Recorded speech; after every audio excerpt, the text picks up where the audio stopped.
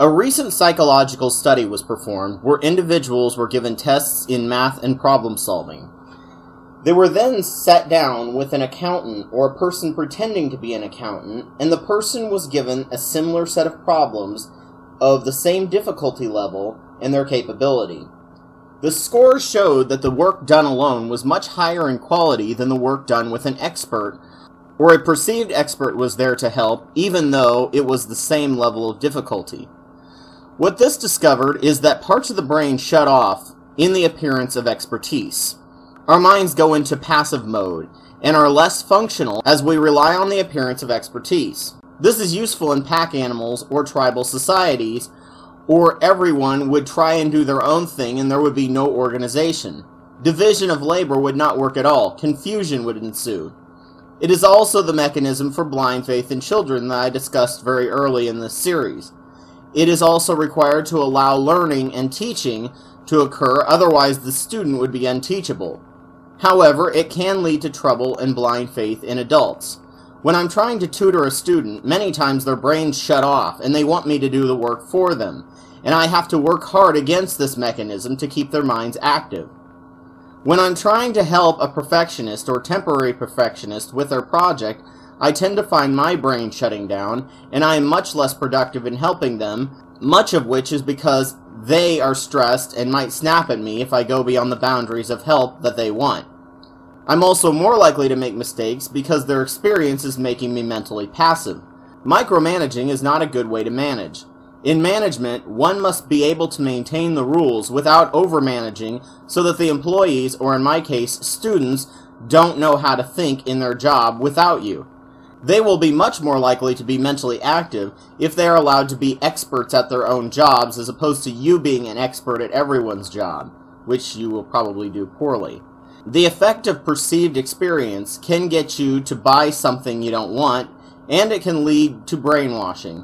One must work to balance their mind between passiveness and arrogance that prevents them from learning.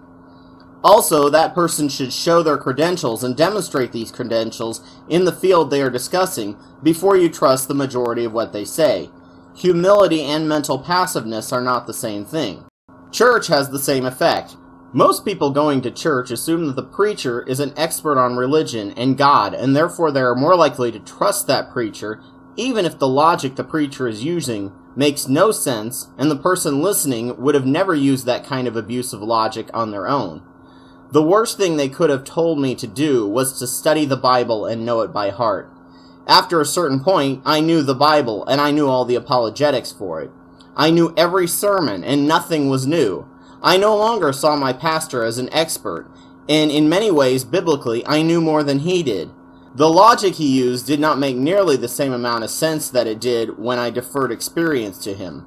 Mind you, my pastor was also my high school chemistry teacher, and if you watch my video, High School Chemistry, you'll realize that my self-imposed expertise on chemistry, and he helped knock my ego down a few pegs on a few occasions.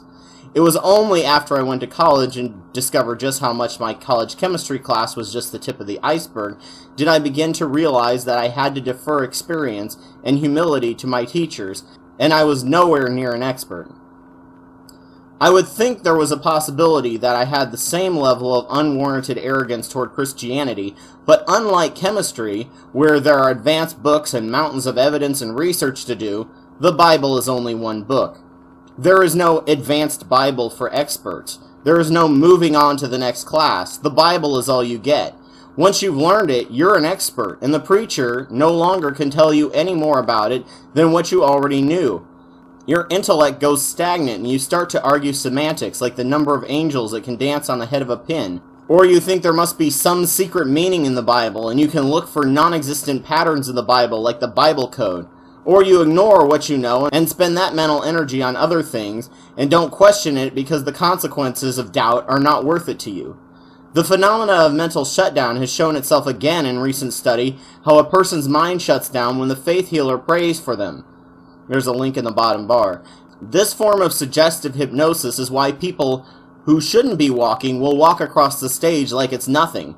The damage it's doing could be extremely dangerous. This mental shutdown in the presence of an expert is most likely a component of what caused people to think they were applying lethal voltage to people but continue anyway because the person with a white coat was in the room. Being aware of your brain's own limitations is highly important if you want to think for yourself. Striking a balance is extremely important, and if you can, you will go far in your discoveries.